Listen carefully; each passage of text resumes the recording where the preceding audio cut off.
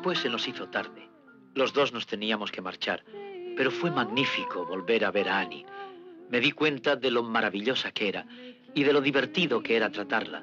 Y recordé aquel viejo chiste, aquel del tipo que va al psiquiatra y le dice: doctor, mi hermano está loco. Cree que es una gallina.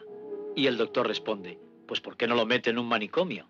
Y el tipo le dice: lo haría, pero necesito los huevos. Pues eso más o menos es lo que pienso sobre las relaciones humanas, ¿saben?